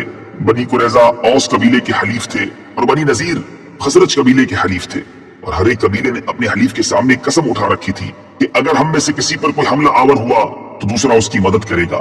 جب اوس اور خزرج کے درمیان جنگ ہوئی تو بنی قریظہ اوس کی اور بنی نذیر خزرج کی مدد کے لیے آتے تھے اور اپنے حلیف کے ساتھ ہو کر آپس میں ایک دوسرے پر تلوار چلاتے، اور بنی قریظہ بنی نذیر کو और वो बनी कुरैजा को कत्ल करते, उनके घर वीरान कर देते और उन्हें उनकी रिहाइश गाहों से निकाल देते थे। लेकिन जब उनकी कौम के लोगों को उनके हलीफ कैद कर लेते तो वो उनको माल देकर छुड़ा लेते थे। मसलन अगर बनी नजीर का कोई शख्स औस कबीले के हाथ में गिरफ्तार होता तो बनी कुरैजा औस कबीले को माली मुआवजा देकर उसको छुड़ा लेते। हालांकि अगर वही शख्स लड़ाई के वक्त उनके हाथ आ जाता तो उसे कत्ल करने में हरगिज दरेग ना करते थे। लोगों ने इनसे कहा कि तुम भी अजीब लोग हो कि एक दूसरे को कत्ल भी करते हो और फिदिया देकर छुड़ा भी देते हो। यहूदियों ने कहा, हमें तौरात में यह हुक्म दिया गया है कि हम अपने कैदियों को फिदिया देकर छुड़ा लें। इस पर इनसे कहा गया कि फिर तुम एक दूसरे को कत्ल क्यों करते हो, हालांकि तौरात में तुम्हें इस चीज से भी तो मना किया गया है। यहूदियों ने कहा, जंग के दौरान एक दूसरे को कत्ल करने से अगरचे हमारा अल्लाह ताला के साथ किया हुआ अहद टूट जाता है, लेकिन हमें इस बात से शर्म आती है कि हमारे हलीफ जलील हों, क्योंकि अगर हमने एक दूसरे को कत्ल और जिला वतन ना किया तो इसमें हमारे हलीफों की जिल्लत है, और चूंकि फिदिया देकर छुड़ा लेने में इनकी जिल्लत नहीं है इसलिए हम इस अहद को पूरा कर देते हैं। यहूदियों की सरकत पर इन्हें इस आयत में मलामत की जा रही है कि जब तुमने अपनों की खून रेजी न करने, इनको बस्तियों से ना निकालने और इनके असीरों को छुड़ाने का अहद किया था, तो ये क्या दो रंगी है कि तुम एक दूसरे को कत्ल और जिला वतन करने में तो हरगिज दरेग नहीं करते, और जब कोई गिरफ्तार हो जाए तो उसे फिदिया देकर छुड़ा लेते हो। और जिन बातों का तुमने अहद किया था उनमें से कुछ बातों को मानना और कुछ को ना मानना क्या माने रखता है। जब तुम एक दूसरे को कत्ल और जिला वतन करने से बाज ना रहे तो तुमने अहद शिकनी की और हराम के मुर्तकिब हुए। अफतुमिनून बिबअदिल किताब, क्या किताब के कुछ हिस्से पर ईमान रखते हो? तफसीर सिरातुल जिनान में है, बनी इसराइल का अमली ईमान नाकिस था कि कुछ हिस्से पर अमल करते थे और कुछ पर नहीं। इस पर फरमाया गया कि क्या तुम किताब के कुछ हिस्से पर ईमान रखते हो और कुछ से इनकार करते हो। इस आयत से मालूम हुआ कि शरीयत के तमाम अहकाम पर ईमान रखना जरूरी है और तमाम जरूरी अहकाम पर अमल करना भी जरूरी है। कोई शख्स किसी वक्त भी शरीयत की पाबंदी से आजाद नहीं हो सकता और खुद को तरीकत का नाम लेकर या किसी भी तरीके से शरीयत से आजाद कहने वाले काफिर हैं। इसकी तफसील जानने के लिए फतावा रज़विया की 21वीं जिल्द में मौजूद आला हजरत रहमतुल्लाहि तआला अलैहि की किताब मक़ालुल उरफ़ा'i बिइज़ाज़ शर'i व उलमा और शरीयत की अजमत पर अहले मारिफत का कलाम का मुताला फरमाए। याद रहे कि अजमत तौहीद को मानना लेकिन अजमत रिसालत से इनकार करना भी इसी जुमरे में आता है कि क्या तुम किताब के कुछ हिस्से को मानते हो और कुछ हिस्से का इनकार करते हो। खिज़युन फिल हयातिद दुनिया, दुनिया की जिंदगी में रुसवाई। तफसीर सिरातुल जिनान में है, बनी इसराइल की दुनिया में तो ये रुसवाई हुई कि बनी कुरैजा 3 हिजरी में मारे गए और बनी नजीर इससे पहले ही जिला वतन कर दिए गए। इससे मालूम हुआ कि किसी की तरफदारी में दीन की मुखालिफत करना उखरवी अजाब के अलावा दुनिया में भी जिल्लत और रुसवाई का बाइस होता है। दुनिया के बड़े बड़े मामलात को इस आयत के तहत देखा जा सकता है। नीज ये भी मालूम हुआ कि कभी गुनाहों की शामत से दुनियावी आफात भी आ जाती है। वमल्लाहु बिगाफिलिन, और अल्लाह गाफिल नहीं। तफसीर सिरातुल जिनान में है, इस तरह की आयात जिनमें यह मफहूम हो कि अल्लाह ताला तुम्हारे आमाल से गाफिल नहीं, इनमें नाफरमानों के लिए शदीद वईद होती है कि अल्लाह ताला तुम्हारे अफआल से बेखबर नहीं है, तुम्हारी नाफरमानियों पर शदीद अजाब देगा। यूं ही ऐसी आयात में मोमिनीन और सालिहीन के लिए खुशखबरी होती है कि उन्हें आमाल हसना की बेहतरीन जजा मिलेगी।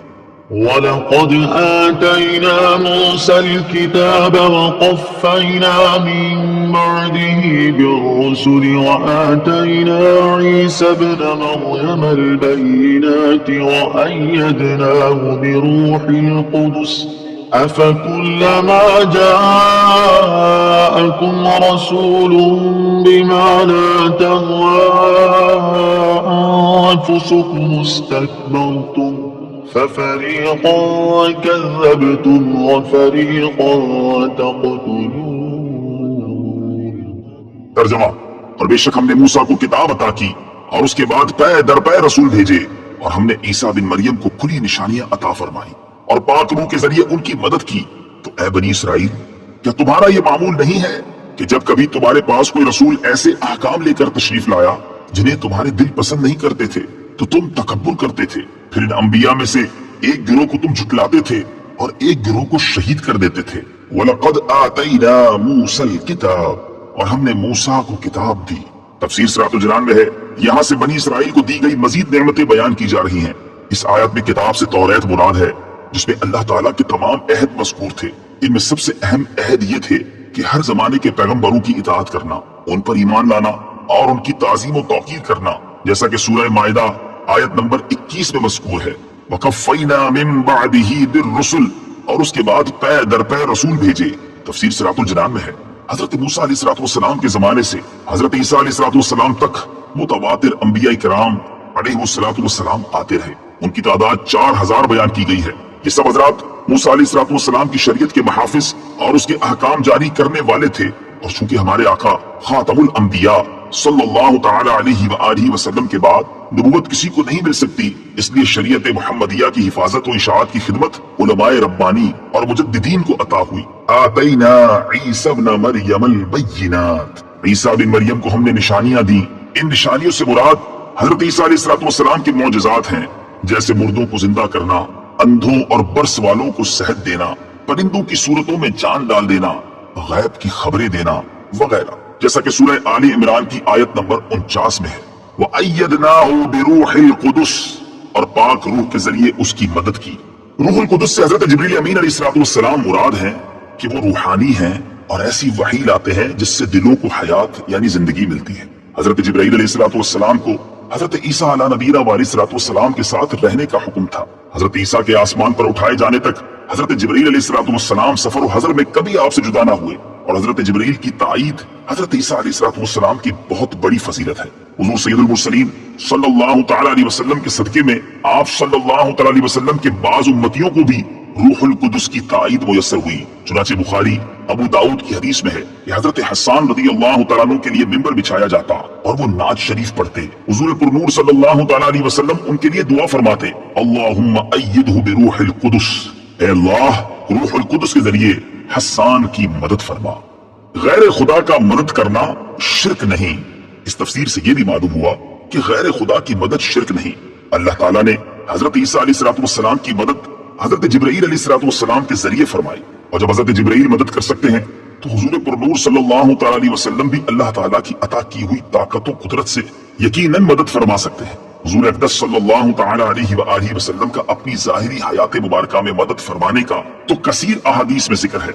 अलबत्ता हम यहाँ दो ऐसे वाकयात जिक्र करते हैं जिनसे ये साबित होता है कि सरकार दो आलम सल्लल्लाहु तआला अलैहि व आलिहि वसल्लम ने अपने विसाले ज़ाहिरी के बाद अपनी बारगाह में हाजिर होकर फरियाद करने वालों की मदद फरमाई। मशहूर मुहद्दिसीन इमाम अबू बकर बिन मकरी, अबुल कासिम सुलेमान बिन अहमद तबरानी और इमाम अबू शेख रहमतुल्लाहि तआला अलैहिम ने मज़ार पुर अनवार पर हाजिर होकर भूख की फरियाद की तो रसूल करीम सल्लल्लाहु तआला अलैहि वसल्लम ने एक अलवी के जरिए उन्हें खाना भिजवाया और उस अलवी ने कहा, आप लोगों ने बारगाह रिसालत में फरियाद की थी तो मुझे ख्वाब में हुजूर अक़दस सल्लल्लाहु तआला अलैहि व आलिहि वसल्लम की ज़ियारत हुई और हुजूर पुरनूर सल्लल्लाहु तआला अलैहि व आलिहि वसल्लम ने मुझे हुक्म फरमाया कि मैं आप लोगों तक खाना पहुंचा दूं। नंबर 2, अबू कासिम साबित बिन अहमद बगदादी रहमतुल्लाहि तआला अलैह फरमाते हैं, मैंने ताजदार रिसालत सल्लल्लाहु तआला अलैहि व आलिहि वसल्लम के शहर अक़दस मदीना मुनव्वरा में एक शख्स को देखा कि उसने सरकार दो आलम सल्लल्लाहु तआला अलैहि व आलिहि वसल्लम के रोजा अनवर के करीब सुबह की अजान दी और जब उसने अस्सलातु खैरुम मिनन नौम कहा तो ये सुनकर मस्जिद नबवी के खादिमों से एक खादिम आया और उसने उसे थप्पड़ मार दिया। वो शख्स रोने लगा और उसने फरियाद की, या रसूल अल्लाह सल्लल्लाहु तआला अलैहि व आलिहि वसल्लम, आपकी मौजूदगी में इस शख्स ने मेरे साथ ऐसा किया है। इसकी फरियाद जैसे ही खत्म हुई तो उस खादिम पर फालिज गिरा और लोग उसे उठाकर उसके घर ले गए। 3 दिन बाद वो खादिम मर गया। याद रहे, अल्लामा नूरुद्दीन अली बिन अहमद समहूदी रहमतुल्लाहि तआला अलैह ने अपनी मशहूर किताब वफाउल वफा बि अखबार दारिल मुस्तफा के चौथे हिस्से में सहाबा इकराम रज़ियल्लाहु तआला अन्हुम और औलिया उज़्ज़ाम रहमतुल्लाहि तआला अलैहिम के ऐसे कई वाकयात बयान फरमाए हैं जिनमें ये जिक्र है कि उन्होंने सय्यदुल मुरसलीन सल्लल्लाहु तआला अलैहि व आलिहि वसल्लम के रोज़ा अनवर पर हाजिर होकर अपनी हाजत बयान की और रसूल करीम सल्लल्लाहु तआला अलैहि वसल्लम ने उनकी मदद करते हुए उनकी हाजत पूरी फरमा दी। और इमाम मोहम्मद बिन मूसा बिन नुअमान रहमतुल्लाहि तआला अलैहि ने तो इस मौजू पर मिसबाहुल ज़लाम फिल मुस्तगीसीन बिखैरिल अनाम के नाम से बाकायदा एक किताब भी लिखी है। ला तहवा अनफुसुकुम, तुम्हारे दिल पसंद नहीं करते। तफसीर सिरातुल जनान में है, यहूदी लोग पैगंबरों के अहकाम अपनी ख्वाहिशों के खिलाफ पाकर उन्हें झुठलाते और मौका पाते तो उन अंबिया इकराम अलैहिस्सलातु वस्सलाम को कत्ल कर डालते थे, जैसा कि उन्होंने हजरत ज़करिया अलैहिस्सलातु वस्सलाम, हजरत यहया अला नबीना अलैहिस्सलातु वस्सलाम और उनके अलावा बहुत से अंबिया इकराम को शहीद किया। हत्ता कि हमारे आका अलैहिस्सलातु वस्सलाम के भी दरपे रहे। कभी आप सल्लल्लाहु तआला अलैहि व आलिहि वसल्लम पर जादू किया, कभी जहर दिया और उनके अलावा आप अलैहिस्सलातु वस्सलाम को शहीद करने के लिए तरह तरह के फरेब करते रहे। आयत से ये भी मालूम हुआ कि अहकाम इलाही पर अपनी ख्वाहिशात को तरजीह देना यहूदियों का, जबकि हुक्म इलाही के सामने अपने नफ्स को कुचल देना कामिलुल ईमान लोगों की निशानी है। وقالوا قلوبنا غلف بل لعنهم الله بكفرهم فقليلا ما يؤمنون۔ ترجمہ، اور یہودیوں نے کہا ہمارے دلوں پر پردے پڑے ہوئے ہیں، بلکہ اللہ نے ان کے کفر کی وجہ سے ان پر لعنت کر دی ہے، تو ان میں سے تھوڑے لوگ ہی ایمان لاتے ہیں۔ قلوبنا غلف، ہمارے دلوں پر پردے ہیں۔ یہودیوں نے مذاق اڑانے کے طور پر کہا تھا کہ ہمارے دلوں پر پردے پڑے ہوئے ہیں۔ ان کی مراد یہ تھی کہ حضور اقدس صلی اللہ تعالی علیہ وآلہ وسلم کی ہدایت ان کے دلوں تک نہیں پہنچتی۔ اللہ تعالیٰ نے اس کا رد فرمایا کہ یہ جھوٹے ہیں۔ اللہ تعالیٰ نے دلوں کو فطرت پر پیدا فرمایا اور ان میں حق قبول کرنے کی صلاحیت رکھی ہے۔ یہودیوں کا ایمان نہ لانا ان کے کفر کی شامت ہے کہ انہوں نے سید المرسلین صلی اللہ تعالی علیہ وآلہ وسلم کی نبوت پہچان لینے کے بعد انکار کیا، تو اللہ تعالیٰ نے ان پر لعنت فرمائی۔ اس کا یہ اثر ہے کہ وہ قبول حق کی نعمت سے محروم ہو گئے۔ آج بھی ایسے لوگ ہیں کہ جن کے دلوں پر عظمت رسالت سمجھنے سے پردے پڑے ہوئے ہیں۔ ولما جاءهم كتاب من عند الله مصدق لما معهم وكانوا من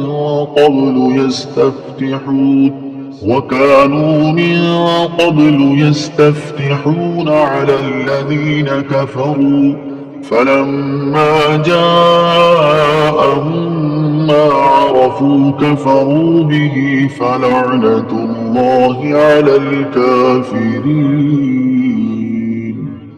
ترجمہ، اور جب ان کے پاس اللہ کی وہ کتاب آئی جو ان کے پاس موجود کتاب کی تصدیق کرنے والی ہے، اور اس سے پہلے یہ اسی نبی کے وسیلے سے کافروں کے خلاف فتح مانگتے تھے، تو جب ان کے پاس وہ جانا پہچانا نبی تشریف لے آیا تو اس کے منکر ہو گئے، تو اللہ کی لعنت ہو انکار کرنے والوں پر۔ مصدقن، تصدیق کرنے والی، تفسیر صراط الجنان میں ہے قرآن پاک گزشتہ کتابوں کی تصدیق کرنے والی کتاب ہے کہ وہ کتابیں اللہ تعالیٰ کی طرف سے ہیں۔ نیز ان کتابوں نے قرآن کے نازل ہونے کی خبر دی تھی، قرآن کے آنے سے وہ خبریں سچی ہو گئی۔ ما عرفو، جانا پہچانا نبی، تفسیر صراط الجنان میں ہے۔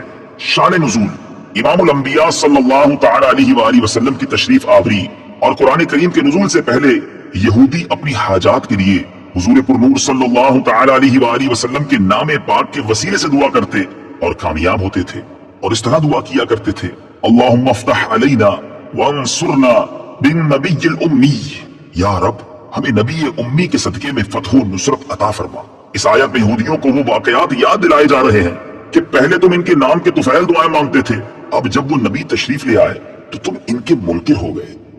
مخلوق کی حاجت روائی کا وسیلہ، اس سے معلوم ہوا کہ دنیا میں تشریف آوری سے پہلے ہی حضور پر نور صلی اللہ تعالی علیہ وآلہ وسلم کے توسل سے دعائیں مانگی جاتی تھی، اور حضور اقدس صلی اللہ تعالی علیہ وآلہ وسلم کے وسیلے سے پہلے ہی مخلوق کی حاجت روائی ہوتی تھی۔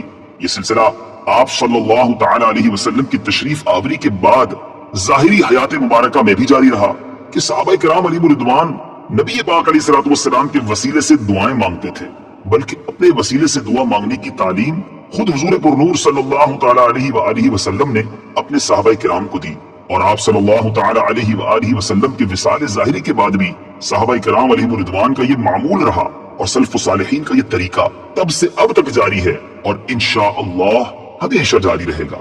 اعلیٰ حضرت رحمت اللہ تعالی علیہ فرماتے ہیں: وہ جہنم میں گیا جو ان سے مستغنی ہوا، وہ جہنم میں گیا جو ان سے مستغنی ہوا، ہے خلیل اللہ کو حاجت رسول اللہ کی۔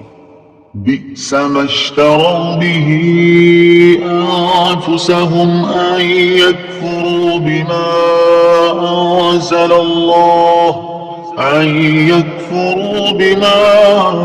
أنزل الله بغيا أن ينزل الله من فضله على من يشاء من عباده فباءوا بغضب على غضب وَلِلْكَافِرِينَ عَذَابٌ مُّهِينٌ۔ ترجمہ، انہوں نے اپنی جانوں کا کتنا برا سودا کیا کہ اللہ نے جو نازل فرمایا ہے اس کا انکار کر رہے ہیں، اس حسد کی وجہ سے کہ اللہ اپنے فضل سے اپنے جس بندے پر چاہتا ہے وہی نازل فرماتا ہے، تو یہ لوگ غضب پر غضب کے مستحق ہو گئے، اور کافروں کے لیے ذلت کا عذاب ہے۔ بئس ما اشتروا به انفسهم، انہوں نے اپنی جانوں کا کتنا برا سودا کیا۔ تفسیر صراط الجنان میں ہے یہودیوں نے حضور اقدس صلی اللہ تعالی علیہ وآلہ وسلم پر ایمان لانے کی بجائے कुफ्र इख्तियार किया और ईमान की जगह कुफ्र खरीदना खसारे का सौदा है। इसी से हर आदमी नसीहत हासिल करे कि ईमान की जगह कुफ्र, नेकियों की जगह गुनाह, इताअत की जगह नाफरमानी, रिज़ाए इलाही की जगह अल्लाह ताला के गजब का सौदा बहुत खसारे का सौदा है। बग़यन, हसद की वजह से। तफसीर सिरातुल जिनान में है, यहूदियों की ख्वाहिश थी खत्म नबूवत का मनसब बनी इसराइल में से किसी को मिलता, लेकिन जब उन्होंने देखा कि वो इस मनसब से महरूम रहे और बनी इस्माइल को ये मनसब मिल गया, तो वो हसद की वजह से हुजूर पुरनूर सल्लल्लाहु तआला अलैहि व आलिहि वसल्लम और उन पर नाजिल होने वाली अल्लाह ताला की किताब कुरान मजीद के मुनकिर हो गए। इससे मालूम हुआ कि मनसब और मर्तबे की तरफ इंसान के दिल में हसद पैदा होने का एक सबब है। और ये भी मालूम हुआ कि हसद ऐसा खबीस मर्ज है जो इंसान को कुफ्र तक भी ले जा सकता है। हसद ईमान के लिए तबाहकुन है। हसद की तारीफ यह है कि किसी मुसलमान भाई को मिलने वाली नेमत छिन जाने की आरजू की जाए, और ऐसी आरजू की बुराई मोहताज बयान नहीं। हजरत अबू हुरैरा रदियल्लाहु ताला अन्हु से रिवायत है, हुजूर अक़दस सल्लल्लाहु ताला अलैहि व आलिहि वसल्लम ने इरशाद फरमाया, आदमी के दिल में ईमान और हसद जमा नहीं होते। हजरत मुआविया बिन हैदा रदियल्लाहु ताला अन्हु से रिवायत है, हुजूर पुरनूर सल्लल्लाहु ताला अलैहि व आलिहि वसल्लम ने इरशाद फरमाया, हसद ईमान को इस तरह तबाह कर देता है जैसे सबिर यानी एक दरख्त का इंतहाई कड़वा निचोड़ शहद को तबाह कर देता है। याद रहे कि हसद हराम है और इस बातनी मर्ज के बारे में इल्म हासिल करना फर्ज है। इससे मुताल्लिक मजीद तफसील जानने के लिए इमाम गजाली रहमतुल्लाहि तआला अलैह की मशहूर किताब इहयाउल उलूम की तीसरी जिल्द में मौजूद हसद से मुताल्लिक बयान मुताला फरमाए। फबाऊ बिगज़बिन अला गज़ब, तो ये लोग गजब पर गजब के मुस्तहिक हो गए। हजरत अब्दुल्लाह इब्न अब्बास रदियल्लाहु ताला अन्हुमा फरमाते हैं, यहूदी तौरात को जाया करने और उसके अहकामात को तब्दील करने की वजह से पहले गजब के मुस्तहिक हुए और हुजूर पुरनूर सल्लल्लाहु तआला अलैहि व आलिहि वसल्लम के साथ कुफ्र करने की वजह से दूसरे गजब के हकदार ठहरे। बाज़ मुफस्सिरीन ने फरमाया कि हजरत ईसा अलैहिस्सलाम और इंजील का इनकार करने की वजह से यहूदी पहले गजब के मुस्तहिक हुए और नबी करीम अलैहिस्सलाम और कुरान मजीद का इनकार करके दूसरे गजब के मुस्तहिक हो गए। وَإِذَا قِيلَ لَهُمْ آمِنُوا بِمَا أَنزَلَ اللَّهُ قَالُوا نُؤْمِنُ بِمَا أُنزِلَ عَلَيْنَا وَيَكْفُرُونَ بِمَا وَرَاءَهُ وَهُوَ الْحَقُّ مُصَدِّقًا لِمَا مَعَهُمْ قل فلم تقتلون أنبياء الله من قبل إن كنتم مؤمنين۔ तर्जुमा, और जब उनसे कहा जाए कि उस पर ईमान लाओ जो अल्लाह ने नाजिल फरमाया है, तो कहते हैं हम उसी पर ईमान लाते हैं जो हमारे ऊपर नाजिल किया गया, और वो तौरात के अलावा दीगर का इनकार करते हैं, हालांकि वो कुरान भी हक है, उनके पास मौजूद किताब की तस्दीक करने वाला है। ऐ महबूब, तुम फरमा दो कि ऐ यहूदियों, अगर तुम ईमान वाले थे तो फिर पहले तुम अल्लाह के नबियों को क्यों शहीद करते थे। वइज़ा क़ील लहुम, और जब उनसे कहा जाए। तफसीर सिरातुल जिनान में है, इस आयत में यहूदियों का एक और कबीह फेल बयान किया जा रहा है कि जब उनसे कहा जाए कि अल्लाह ताला की नाजिल की हुई तमाम किताबों पर ईमान लाओ, तो उसके जवाब में वो कहते हैं हम सिर्फ तौरात पर ईमान लाएंगे जो कि हम पर नाजिल हुई है। इससे उनका मकसद दीगर आसमानी किताबों और कुरान मजीद का इनकार करना था। चुनांचे अल्लाह ताला ने उनका रद्द करते हुए फरमाया कि कुरान भी हक है और ये इन यहूदियों के पास मौजूद तौरात की तस्दीक करने वाला है। और जब तौरात में हजरत मोहम्मद सल्लल्लाहु तआला अलैहि व आलिहि वसल्लम की नबूवत के बारे में खबरें मौजूद हैं और तुम तौरात पर ईमान लाने के दावेदार हो, तो फिर मोहम्मद मुस्तफा सल्लल्लाहु तआला अलैहि व आलिहि वसल्लम की नबूवत और इन पर नाजिल की गई किताब कुरान मजीद का इनकार क्यों करते हो। और ए हबीब सल्लल्लाहु तआला अलैहि व आलिहि वसल्लम, आप इन यहूदियों से फरमाएं कि अगर तुम तौरात पर ईमान लाने के इतने ही बड़े दावेदार हो, तो ये बताओ कि पहले तुम अंबिया किराम अलैहिमुस्सलातु वस्सलाम को क्यों शहीद करते थे, हालांकि तौरात में तो अंबिया किराम अलैहिमुस्सलातु वस्सलाम को शहीद करने से मना किया गया था। आयत वइज़ा क़ील लहुम आमिनू से मालूम होने वाले अहकाम। नंबर 1, इस आयत से मालूम हुआ कि तमाम आसमानी किताबों पर और हुजूर अक़दस सल्लल्लाहु तआला अलैहि वसल्लम के फरमानों पर ईमान लाना जरूरी है और इनमें से एक का भी इनकार कुफ्र है। यूं ही तमाम अंबिया किराम अलैहिमुस्सलातु वस्सलाम पर ईमान लाना जरूरी है और उनमें से एक का भी इनकार कुफ्र है। नंबर 2, अंबिया किराम अलैहिमुस्सलातु वस्सलाम की ताज़ीम ईमान का रुकने आला है और उनकी तौहीन करना कुफ्र है। नंबर 3, अल्लाह ताला के नबी अलैहिस्सलातु वस्सलाम को शहीद करना कुफ्र है। وَلَقَدْ جَاءَكُم مُوسَى بِالْبَيِّنَاتِ ثُمَّ اتَّخَذْتُمُ الْعِجْلَ مِن بَعْدِهِ وَأَنتُمْ ظَالِمُونَ۔ ترجمہ: اور بے شک تمہارے پاس موسیٰ روشن نشانیاں لے کر تشریف لائے، پھر تم نے اس کے بعد بچڑے کو معبود بنا لیا اور تم ظالم تھے۔ اتخذتم العجل، بچڑے کو معبود بنا لیا۔ اس آیت کا خلاصہ یہ ہے کہ حضرت موسیٰ علیہ السلام بنی اسرائیل کے پاس روشن معجزات لے کر تشریف لائے، اور جب حضرت موسیٰ علیہ السلام کوہ طور پر تشریف لے گئے تو آپ علیہ السلام کے بعد بنی اسرائیل نے سامری کے بہکانے سے گائے کو معبود بنا لیا اور گائے کی پوجا کر کے انہوں نے کفر کیا۔ جب حضرت موسیٰ علیہ السلام کی روشن نشانیاں دیکھ کر بنی اسرائیل بچڑے کی پوجا میں مبتلا ہو گئے تو ان یہودیوں کا سید المرسلین صلی اللہ تعالی علیہ وآلہ وسلم کے ساتھ کفر کرنا ان کے لیے کون سی بڑی بات ہے۔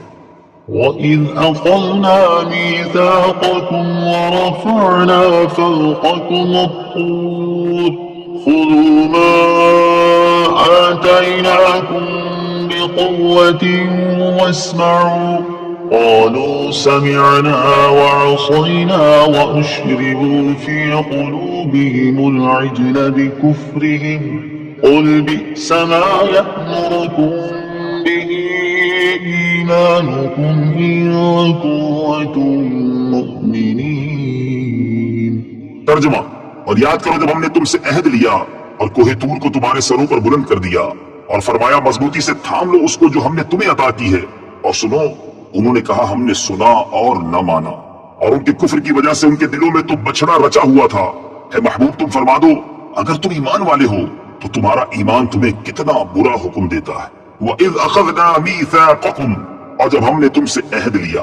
تفسیر صراط الجنان میں ہے، یعنی اے یہودیوں وہ وقت یاد کرو جب اللہ تعالیٰ نے بنی اسرائیل سے تورات پر عمل کرنے کا عہد لیا، لیکن انہوں نے حسب عادت نافرمانی کی تو اللہ تعالیٰ نے ان پر کوہ طور کو ہوا میں بلند کر دیا اور ان سے فرمایا کہ چلو اب مضبوطی سے اس تورات کو تھام لو جو ہم نے تمہیں عطا کی ہے اور ہمارے احکام دھیان سے سنو۔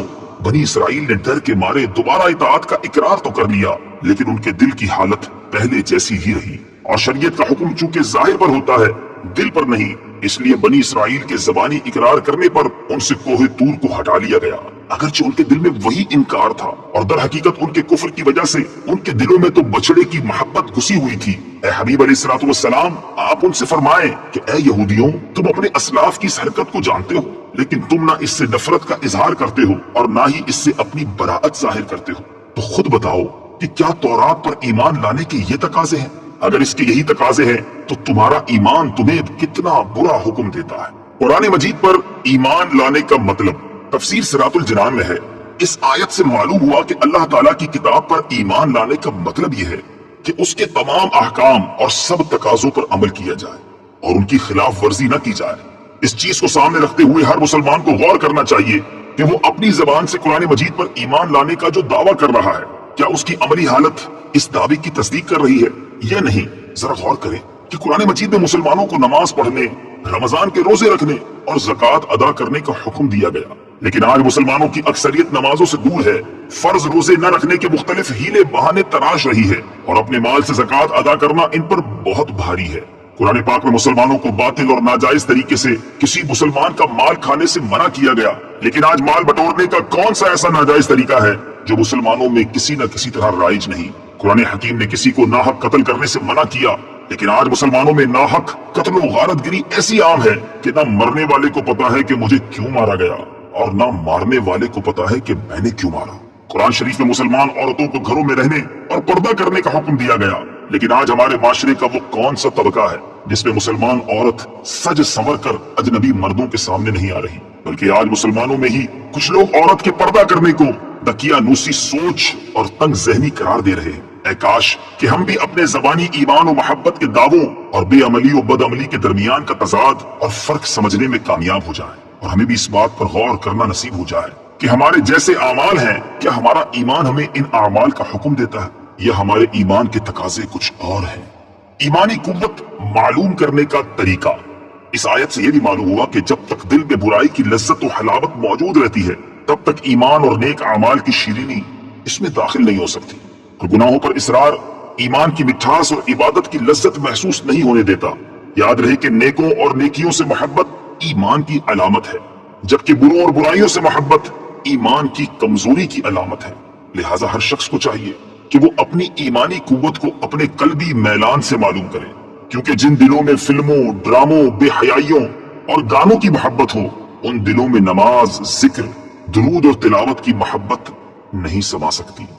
قل إن كانت لكم الدار الآخرة عند الله خالصة من دون الناس فتمنوا الموت إن كنتم صادقين.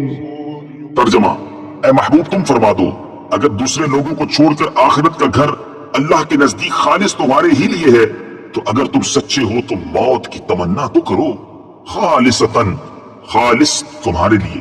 तफसीर सिरातुल जिनान में है, यहूदियों का एक बातिल दावा यह था कि जन्नत में सिर्फ वही जाएंगे, जैसा कि सूरह बकरा की आयत नंबर 111 में यह दावा मज़कूर है। इसका रद्द फरमाया जाता है कि अगर तुम्हारे गुमान में जन्नत तुम्हारे लिए खास है और आखिरत की तरफ से तुम्हें इत्मीनान है, आमाल की हाजत नहीं, तो जन्नती नेमतों के मुकाबले में दुनियावी मसाइब क्यों बर्दाश्त करते हो? मौत की तमन्ना करो ताकि ऐश और आराम वाली जन्नत में पहुंच जाओ, और अगर तुमने मौत की तमन्ना न की तो ये तुम्हारे झूठा होने की दलील है।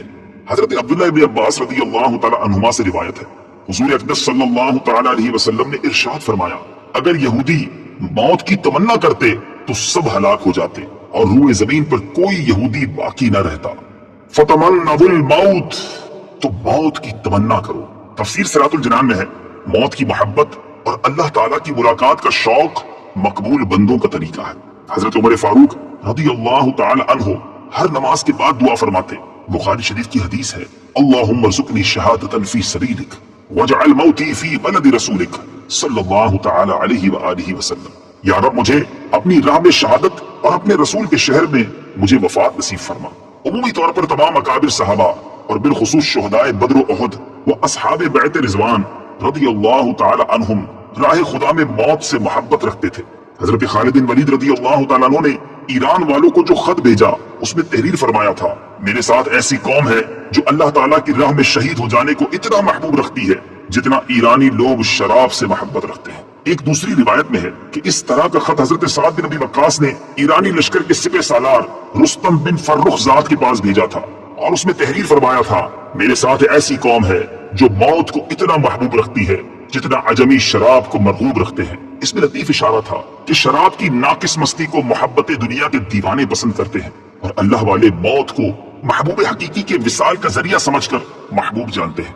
खुलासे कलाम ये कि अहले ईमान आखिरत की रगबत रखते हैं और अगर लंबी उम्र की तमन्ना भी करें तो वो इसलिए होती है कि नेकियां करने के लिए कुछ और अरसा मिल जाए जिससे आखिरत के लिए जखीरा सआदत ज्यादा कर सके, और अगर गुज़िश्ता जिंदगी में गुनाह हुए हैं तो उनसे तौबा और इस्तिग़फ़ार कर लें। अलबत्ता दुनियावी मसाइब से तंग आकर वो कभी मौत की तमन्ना नहीं करते। हजरत अनस बिन मालिक रज़ियल्लाहु तआला अन्हु से रिवायत है, रसूलुल्लाह सल्लल्लाहु तआला अलैहि वसल्लम ने इरशाद फरमाया, बुखारी शरीफ की हदीस है, कोई दुनियावी मुसीबत से परेशान होकर मौत की तमन्ना न करे, और अगर मौत की तमन्ना करने के सिवा कोई चारा न हो तो ये दुआ करे कि ए अल्लाह अज़्ज़ व जल, जब तक जिंदा रहना मेरे लिए बेहतर है उस वक्त तक मुझे जिंदा रख, और जब मेरे लिए वफात बेहतर हो उस वक्त मुझे वफात दे दे। और दर हकीकत दुनियावी परेशानियों से तंग आकर मौत की दुआ करना सब्र और रिजा व तस्लीम व तवक्कुल के खिलाफ है और नाजायज है। Surah Baqarah, translation English, from ayat 51 to 66. Through the example of the children of Israel, Allah demonstrates how spiritual operation unfolds among believing communities, starting with ingratitude. Three primary areas of ingratitude are highlighted. First, ingratitude for the blessing of worshipping Allah by worshipping the calf and wanting to see Allah. Second, ingratitude for food, land, and drink that resulted in the anger of Allah and worldly humiliation. Third, ingratitude for the sanctity of monumental sacred rituals such as the Sabbath. Translation from ayat number 67 to 80. Allah follows these ayats by delving deeper into the psychology of those who are ungrateful. He describes how excessive questioning was employed by the children of Israel with the intention of finding ways out of the religious responsibility of slaughtering the cow. He then demonstrates how hearts can grow insensitive to the fear and awe of Allah subhanahu wa ta'ala.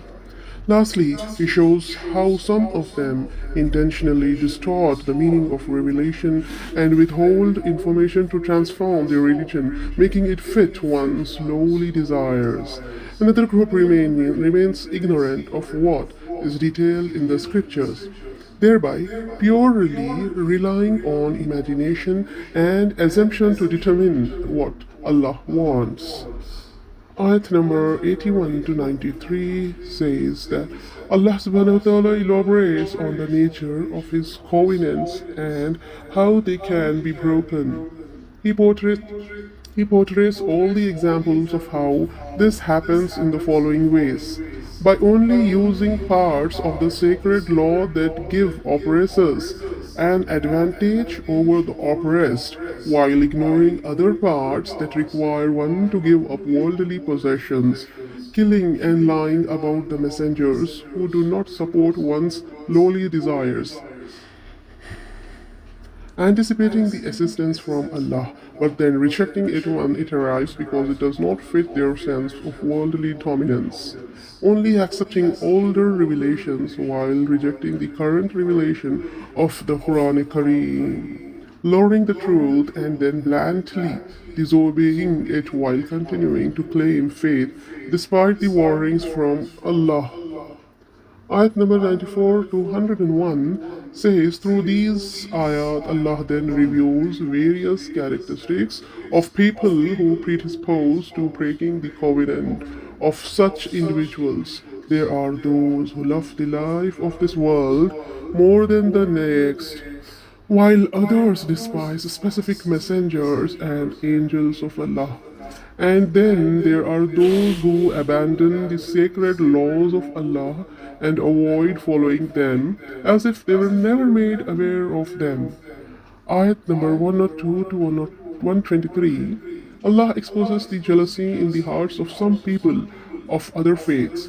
He then lays out examples of how they use differences in words and revelation to sow the seeds of the discord within families and communities.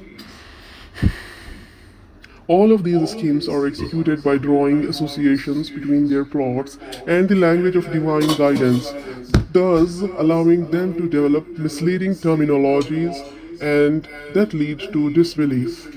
The first consequence of these plots is creating uncertainty in faith through changing the sensibilities and the thinking process of believers who lack knowledge of revelation.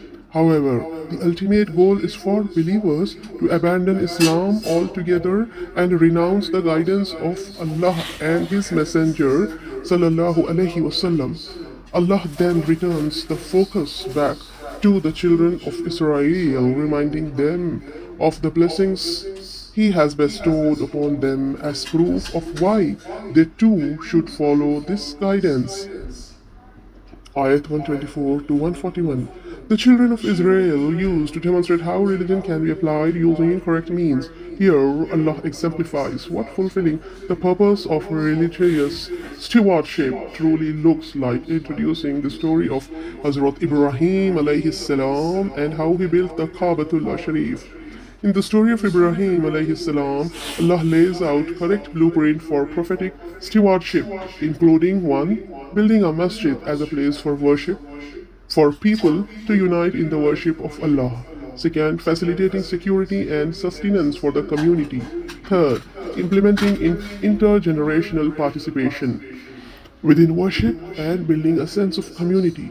As 4. Establishing religious education and spiritual purification. The aforementioned legacy continues on through both lines of the Abrahamic lineage and ultimately becoming the foundation of the true religion of Islam of Allah that Muslims attribute to all the prophets down to the last prophet, Hazrat Muhammad Mustafa sallallahu alaihi wa alihi wa sahbihi wa sallam. Peace and blessings be always upon him and his entire family. Ameen. Allahumma ameen. Ya Rabbul Alameen.